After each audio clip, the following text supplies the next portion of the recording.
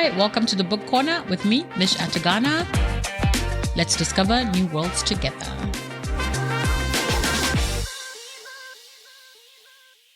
Hi everyone, welcome back to the Book Corner with me, Mish Atagana. Today's such an exciting episode because I'm going to discuss a really incredible book that I put on my TBR, I think maybe 2 years ago.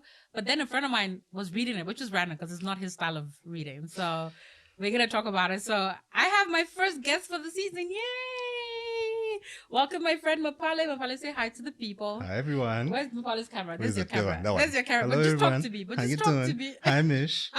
Welcome to your couch. I mean, this is my couch. I keep telling the people, this is my lounge, you know. I'm not even wearing shoes. Like I'm wearing socks. I see. Like, look at me. I told you had to be casual. I tried. I'm wearing the soft pink. Trying to embrace summer vibes. I'm just glad that you're not wearing like button up. I mean, it's a Friday. I was very concerned that you're going to show up here in a button up shirt. I should have been though. Dude, I can't even take you seriously. I take you that seriously. I'd wear a button up shirt. You take me that seriously? Yeah. Okay. Guys, I'm moving the mic. Sorry. Okay, so guys, today we are talking about The Midnight Library by Matt Haig. This is like the first Matt Haig book I read, but I've since now read two of his books, which still incredible. But I want to start by, why did you read this book? Because remember when you sent me the picture, I was like, what are you doing? And you're like, oh, I'm reading. I'm like, why are you reading this book? It's fantasy. That's my vibe. What are you doing? So the first thing is that fantasy for me, I just imagine dragons and princesses, and I was like, I'm not going to get into this genre at all. So I took a solo trip at the end of last year, and I was looking for something to read, and a friend of mine in Cape Town suggested this for me. And I was like, this looks pretty light, you know, rather than the books that I normally read, which we'll talk about. We'll talk about the books you normally read. And I was like, look, let me try it out. Yeah. Quick first few chapters, which weren't really chapters. It's more like just a page or two. And I was like, okay, this is a great way to get you into a story. Yeah. And I realized that fantasy doesn't have to be just about dragons. God, I feel so vindicated. I feel vindicated. Like, please let me take this moment. It is weird though to say adult fantasy though, because that already sounds like another genre that we're not talking about. Wow. But it's a relatable story. Yeah. This will count as adult fantasy. Fantasy written for adults. But so actually, you know what? Yes, it is fantasy in the broader genre of things, but it's more magical realism. That's how I like to think about it. So I think about like magical realism as like books about regular people doing regular things and just stumble upon some magical thing, because that's what happens in this book, right? And half the time, like, I mean, and we can talk a little bit about like your thoughts, but when I was reading this, a part of me kept going, is she dreaming? Is it happening? So you don't really know. And that's what I love about kind of the idea of magical realism. All right. So first things first, I think my first impressions of this book, was that our main character, there's a lot of like self-doubt and like her life feels so small, at least from her point of view, feels so small. And it's so funny because when I was talking earlier with Maphale, we were talking about what are the comparisons between a book like this and the regular books which you read, which are very like non-fiction, how to manage your money. Yo, guys, the way Maphale reads books about money, I'm like, it's fine. It's okay. We get it. You know? Like, do you feel like when you were reading it, like, aside from the whole kind of magical bits or the non-normal things, were there points where you were like, oh, this could be like a bit of a how to be an adult 101 type story? Oh, that's a very interesting point of view. I saw it as something like piece that you need to read if you're assessing your life. So if you're having a bit of a quarter life or mini midlife or whatever Some kind of us have of been thing. having a quarter life since we turned 25, dude. We just stop. So, and that's why I think it's such an interesting story, because of the different paths it takes, right? And it actually gets you to think about your own story and say, okay, if I had done this differently, would I be happier? Right? So I think it didn't replace the finance and, you know, get my life 10% better. Kind of books that I read, but it did really add a different thought process where it was like, am I actually just happy with where I am? So for the people listening and watching, this book is about a young woman named Nora. Nora is going through some things. Let's just put it that way. She's going through some things, and one day she kind of goes a little bit too far with the things she's going through. And I think she takes like a bunch of pills, if I remember correctly. And she's literally on the precipice of death. And while she's on the precipice of death, she finds this library, which is aptly named Midnight Library, which is the midnight between life and death. And I think it was and also the midnight. time. And it was also actually midnight at the time it happened. And in this kind of library, there are different books that show her an alternate version of her life. So it's like a quantum entanglement theory, which is also what I like about Matt Haig, because he puts like the science. He's deep in the science. I love that. Oh my guys, I love when people are deep in the science. He's like deep in the science. Just to add one thing about the different journeys, it's where your life would be right now. Yeah. Not at the beginning of the journey where you would have made the decision. 100%. So it's like, in this moment, if Mish opened a book to an alternate life, it would be either me sitting in this same studio doing the podcast, or me in a different point, but in this kind of on this day in this life. And what I loved about that was just she wasn't kind of handed like here, go pick the best life and go live it. It was, if you decide this is the life you choose, you will kind of fit into it. It's almost like putting on clothes and getting used to the clothes, and all of a sudden they fit your body. I think actually there was a way the librarian described it to her, was like, if you choose that's the life you want to live in, you'll just fit into it. That's it. Yeah. Like it'll just be the life you already always lived. And I thought that was so interesting, because when I think about the mental state that she was in when she got there, it's both a great and a terrifying option to give someone. Like, wait, why is it terrifying? Dude, like, okay, all of a sudden now I can go have a whole different life that I don't know how it began, and I'm just gonna be in it. That scares me. But that's what everyone sort of wants, right? We sometimes get to this point where we are like, I want something new. So isn't that like the dream? Is it though? I mean, to be fair, considering the conversation we actually had yesterday, when I was going on about how, so guys, it's been 10 years since I moved to Joburg. Yo, guys, I can't believe me and this beautiful city, I called it something else, but I was told not to call it that on the podcast. But anyway, if you've been to Nicole Way, you know the name. I'm trying not to call it. But so I was saying to Maphale how I feel like 10 years, it's been a whole decade in the city. Should my life be more? And it's so apt that I'm talking about this book. Because I was like, what more can my life be? Maybe I need a midnight library, but I don't want to do the thing that gets you to the midnight library, because it's not a great thing. Also, the midnight library happens at midnight. I'd be sleeping by then. I'm not going to make it to midnight. I'm not going to make it to midnight. Can it be the 9 p.m. library? Thank you. Maybe I feel like it should be whatever I'm ready library. Yeah. Whatever I'm ready library.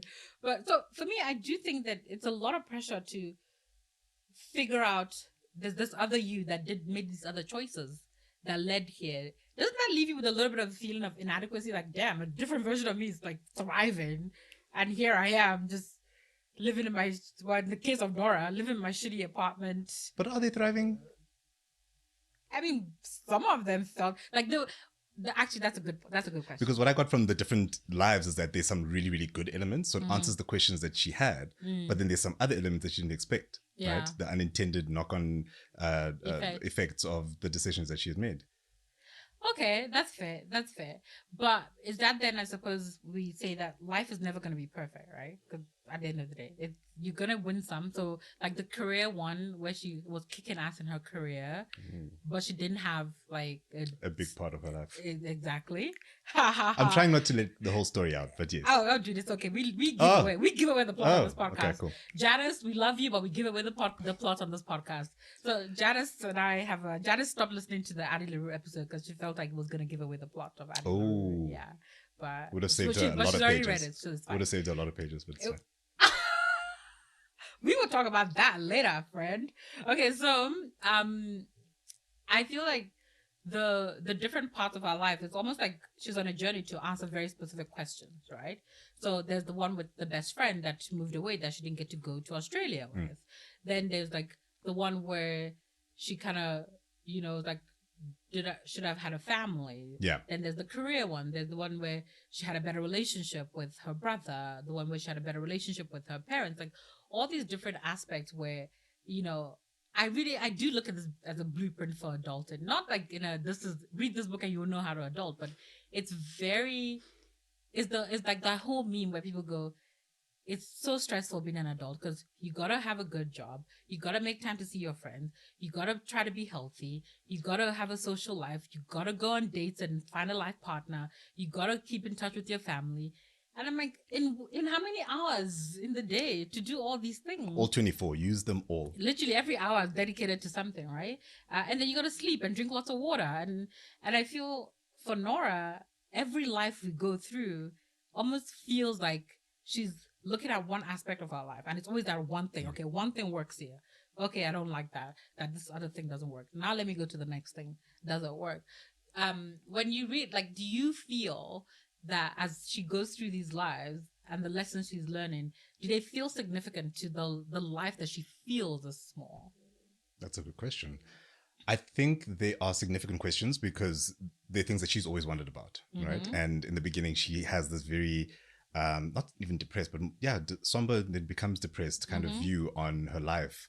And I think the questions she gets answered almost reflect back and say, is it that bad? Like, how bad is it currently, right? Yeah. And I think that's a mirror that it holds up to me, or it held up to me when I was reading it. Okay. I did think about different decisions I could have taken, mostly about work and money, but that's because of the books that I read.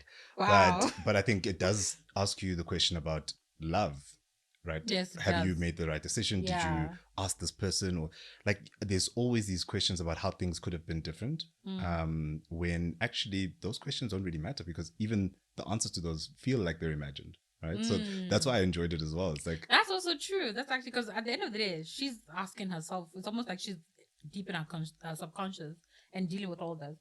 Okay, but now we joked earlier about how, you get to the Midnight Library. So to get to the Midnight Library, you have to be like at death's door. But I think it's alluded that, but you have to have actively taken or tried to take your own life, right? So Matt Haig is really kind of known for tackling like these darker emotions around depression and regret and loneliness, which I feel all of these themes in the book.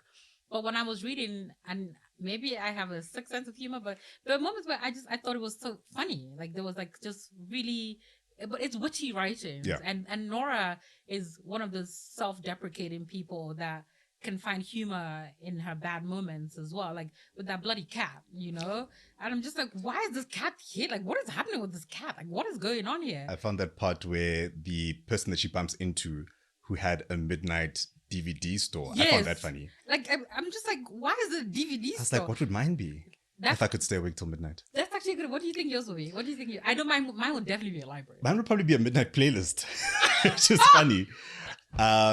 Which is funny. It makes complete sense. It makes complete sense. Yeah, that's true. Yeah, mine would be a library or bookstore. It would be a book. It would involve books for sure. I mean, or maybe an airport, midnight airport. Oh my gosh. Imagine having to go through security all the time. Every time. No, but I would hope that it would just be different gates. Like I don't actually have to get on a plane to go do the. I mean, I don't know. I think midnight airport. Midnight airport. Yeah. You think mine would be airport? Yeah. Yours would be a playlist. Mine would be a playlist. Okay. Or a spreadsheet, but probably a playlist. Please not a spreadsheet. I mean, that's not exciting. Do better. There's some nerds who need that. I like the playlist idea. I think a playlist so you. What's happening in cell AC3? Nah, a playlist is a good idea for you. Okay, but do we feel though, like, when you, like, I like that, like the example of the guy with the DVD store, but I think when I was done, I kind of realized, oh shit, this book is really about like depression and like being lonely and trying to figure out your life. But I didn't actually feel any of those emotions that deeply while I was reading it, right? No. The way that they tell the story about the different options gets you so immersed in them, or the different books that she picks up, that you don't actually feel heavy about it. Yeah. It almost feels like you needed that big event to kick it off. So you needed something that created that tension. So I didn't feel depressed reading it. I was like, okay, what can I do now? I can take this to dinner. I took it everywhere. Like, I finished this book in less than a week, which is unheard of. I remember. I was so impressed. I mean, I can read. I was just engaged. I was engaged. You were very into it. Yeah. I think you were super into it. I think that, like, if I look at books like this and the way that they tackle, again, because Matt Haig is not a psychologist. I don't actually, is he? What is Matt Haig's background? Maybe in one of his lives, he is a maybe one of psychologist. his lives he was a a psychologist. But what I really enjoyed is just he tackled these subjects though with such care. Like it wasn't flippant about the feelings, and not once, at least from the, even though she was the narrator, but not once did you feel the narrator took lightly the fact that this is a story about this person is going through some very strong things. And for me, meeting other midnighters was super interesting. And I also like the point where that there was a scene with in the Arctic, I think, Yeah. where she meets that guy who just recognizes her as a midnighter. I'm like, how do you even tell? Like, Because he's been in this game since DVDs. Even the DVD guy in his bloody DVD store, and I'm like, how do you just recognize that this person is doing this thing? And I like that it also, because if it was just her, Yeah. we can still argue that did she make all this up in her head, right? But that was a really interesting one for me, where she met that guy and it almost felt like he wanted her to be part of his story. Yes. Like, let's run and just do this forever. It's like, let's run away and together. I'm like, wait a minute. Like, isn't this what people do all the time? They're like, this is my story. It's great. Come with me. You know what I mean? And I think it made her have to decide if she's going to do what she wants to do and figure out her own journey, or actually go with this guy because he understands her. They get along well. That's so true. Sounded like a very comfortable relationship. It sounded like he was very cute. I'm just going to say it. It sounded like he was very handsome. I mean, I thought Nora, to be honest, the entire time I was reading this book, I imagined her as a black person until she went to the Arctic. That's so true. Then I was like, whoa. Doing that. Hold up. No, your namesake did that, but he did it for an ad. Yeah, he went to get the cleanest water in the world. When you are being paid, even me, I'll go. Like Nora. That's so true. But to be fair, it wasn't her choice. It wasn't like it was alternate Nora's choice. Our Nora would never go to the Arctic. I don't think our Nora would have gone to the Arctic. I mean, it was a dream she had. That's actually true. Right? She wanted to be a marine biologist. She wanted to be like a... That's so true. And that's also the thing, like, when we think about dreams, right? And the place that our dream holds in our future life or in our adult life. Because as kids, as teenagers, even as adults, we have so many dreams about things we want to do. I 100% want to go to the Arctic one day, but not for like, I want to go tourism, guys. Arctic tourism looks dope, but is it something I'm actively pursuing right now? No, it's something that's nice. So I do love the idea of like the dreams we have creates this alternate version. So it's not just about because I made decision X, right? A new reality. So in case of quantum entanglement, a new reality. I love saying the word quantum entanglement a lot, by the way. I love that word. I guessed. I really like it. It's okay. So I'm just going to say it one more time for vibes, quantum entanglement. Okay. So like, it's not just you make a decision and then a new reality splits off. It's also like the dreams you had, the stories you told yourself about who you should be also create these alternate realities. Like her being an athlete and things like that. But the fact that she actually hated being an athlete. And I'm just like, why would you put yourself through a whole life of doing that, when you don't want to? But there's also the choices our families make for us. Because her father, it was important to her father that she did that. So I also think about it like as someone who also just spent the afternoon with her father, being... told about my life. I mean, we actually had a great time here, my dad. But there's so many subconscious and also conscious things that your family do that push you in a certain direction, whether or not you want to go at it or not. It sounds like you're saying that not all your dreams are your own. I don't think so. I feel like in the context of Nora, I don't know if all her dreams were her own. I don't think they were. I think even in what I've wanted to do with my life, a lot of the things have come up as a surprise, but a lot of the dreams weren't necessarily mine. It was like a bit of exposure to something, a bit of interest, a parent or someone you trust telling you something about it, and you pursuing that. I think the difficult part is seeing dreams as having a life cycle, like that they actually will die, and that's not a bad thing. It's hurtful, it sucks, but they you'll have other Yo, dreams. that sounds like my dating life, guys. Yeah. You be a life cycle Yeah, or the life dreams? cycle. Because then I need to be clear here. You're dreaming about it, and then the dream is gone, and then it's back again. A recurring dream. It's a recurring nightmare. A recurring day. Nightmares are dreams too. Nightmares and dreams They deserve too. equal respect. Apologies to nightmares. Apologies to nightmares. Yeah, but I don't think we want to let go of dreams, right?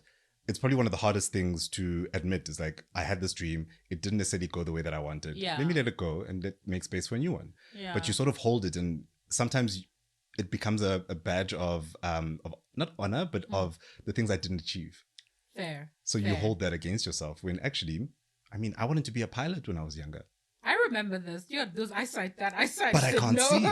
They were like 20/20 vision. I was wearing police academy size glasses. I was like, damn, dude, your eyesight is so bad. Like you stood not a chance with that one. I mean, maybe not commercial. I wanted to be a physicist, but I suck at math. You see me work out the bill. So yeah, so there we go. Waiters are happy. Waiters are happy, exactly. I'm just like, make it around 1,000. Make it a round number. Okay. What was your favorite part of the book? Ooh, that's a tough one. I think my favorite part of the book was her like where she becomes super, super famous. Mm-hmm. That part of it, where it feels like she's got everything, but she's missing her brother. Right? She's missing like something specific in her life, and I was like, oh man, if that would suck if that was me. Yeah. So it was my favorite part in terms of appreciating what I do have in that sense, and also just like all of the fame and the success won't necessarily make you happy. She can say that once she's had the fame and success. I think that's what everyone always argues, is that it's easy to say that when you've got it. Exactly. But also just embracing the idea that you won't know what it's going to be like until you try.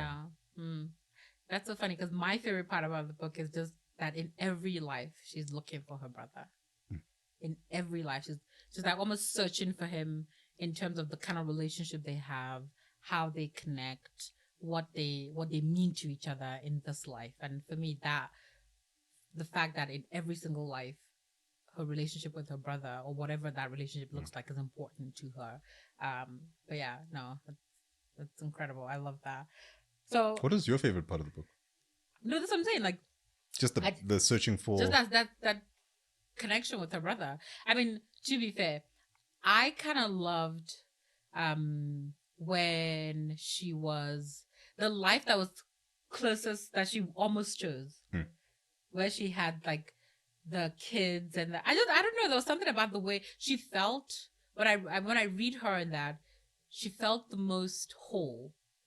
Not because she was married to this person, but she was also like, she was a professor. She was teaching in that life. And was she teaching, or was she? Yeah, she was teaching in that life. I love, she felt whole. She felt like she wasn't really searching. And I love that that's the life that made her realize that I can't have all this in the life that I have. Yeah. So it wasn't like, so it was like, it's close, but it's not perfect. And yeah, spoiler alert, the perfect life is the one she already had. But I'm not going to tell you what she does when she in that life now. But you can go read about it. She starts a business. So I can't with you. But it's just like, I love that for her, even in the perfect life. Yeah. Even in what literally on paper, in reality feels like the perfect life, she's aware that there's no such thing as actually perfection. Like, you have to work at perfection. You can't just step into perfection. I think you can also decide that it's perfect. Yeah, exactly. So you get to decide like, what perfect actually looks like. So I really like that. So one thing we do on the podcast is we talk about how the book made us feel. Oh no, feelings. Feelings. I know. And very soon Maphale is going to come and tell us we're on time. But how did the book make you feel? I reflected a lot. So reflective is a word, a feeling, I think. Reflective, appreciative of my life as well. Because I think I had also, everyone's entertained different ideas of how their life could have been. Yeah. And I was just happy to be where I was reading the book when I was reading it. Nice. And the last feeling, excited to try out fantasy books. Like, I've actually read more. Yes, we are aware. We are aware. Should we talk about Addie LaRue? No, we're not talking about that. Why not? So, Addie LaRue, as you guys know, is my last season finale and my favorite book of the season. I love Addie LaRue.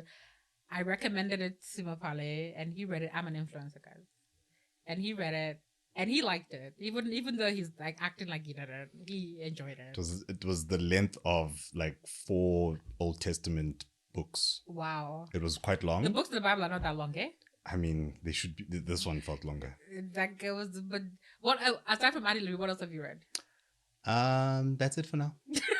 Wow, there's some total of 2 fantasy books. Addie LaRue counts as 3 books. You know what you should read. I went from like a 200-300 page book to like a 1,000-page book. No, man, Addie was like only 500 pages. I mean, it's only 500 pages, dude.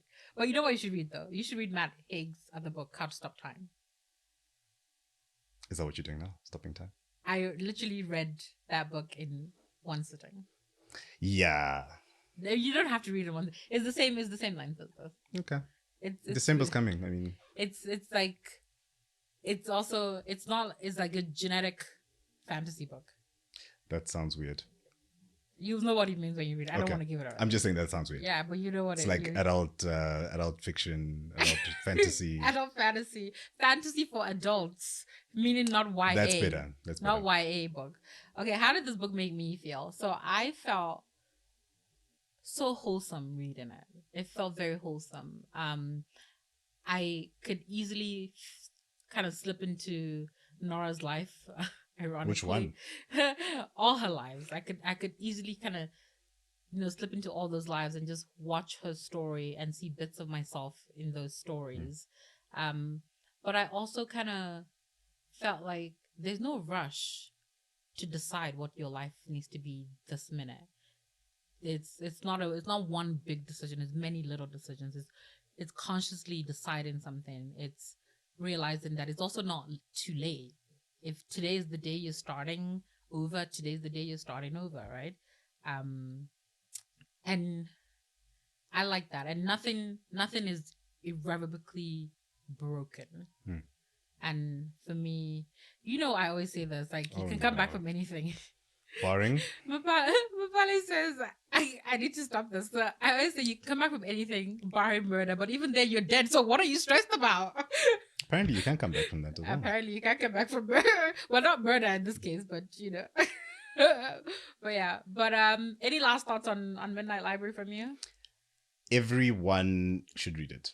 No, everyone I'm kidding. should I think anyone who's having a bit of a question about who they are or whether or not they're happy with their lives should read it. Yeah, no, I agree. So like I think for a lot of the books, especially when I do standalone, and I love doing standalone because these fantasy authors are kicking my ass with these series and their duologies and their trilogies. But some of the things I'm noticing about a lot of standalones is that they are very focused on this idea of self-discovery and self-searching. And this is a book born, I feel, of wanting more in oneself, wanting more in one's life, wanting more in just everything, right? And I agree. I think everyone should read it. Who's the publisher? I think this is Canongate. I think this was published by Canongate.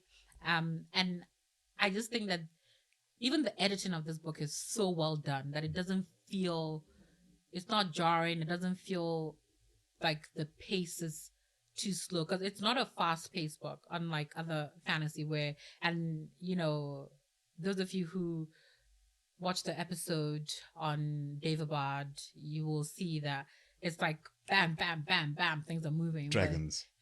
There are no dragons in Davabad. They're just jinns and ifrits. Okay, there's like a creature of air, but it's not really a dragon, it's like a bird. But this is like it's a slow story that really takes you on an emotional journey, allowing you to find yourself at the other side of it. I feel it's quite profound. I'm a profound person. Apparently, put a microphone in front of you. How long you're a have we different been person. friends and you didn't know I'm a You're a profound different person. So I've got a question for you. After 10 years of being in Joburg, do you feel like you're having a Midnight Library? Okay, considering how we get to the Midnight Library, please let me know. No, not that. Okay, fine. I mean, are you having a moment where you're looking at your life and wondering if it could be more? I definitely had a moment, for sure, about that, if it could be more. But oddly enough, I was having a conversation with Elijah, and we were talking about this after I talked to you, and I'm just like, I don't know what more is. I don't actually know what more is, because I love my life. I do. I have a great job that I love. I have great friends, None of them are here right now, but In absentia. It's good to shout out your friends. I have great friends, and like even spending the afternoon with my dad, and it, as they say, the kids are all right. This kid is all right. Like Yeah. it's a. I think it's not a case about more, but it's a case about embracing the things that are in my life more, and making sure that I'm appreciating them more. You know, yeah. I don't know. I think I'm gonna have some bubbles later and just like Celebrate. toast this milestone for me. But yeah, it is a midnight library moment, coming to the conclusion that everything's okay. Yeah, Everything's okay. everything's okay. That's it. Awesome. Maphale, thank you for coming on my podcast. Look at you discussing fantasy. When you start a podcast about books about finance, I will come. You sounded so hesitant. You're not coming. I mean, I got to read the finance books. Exactly. I've read some. I feel like you have to read, then apply, then come. Not apply the stuff in the I book. do apply the lessons of finance in my life. Okay. I cut it. Andrew, my financial advisor, will tell you.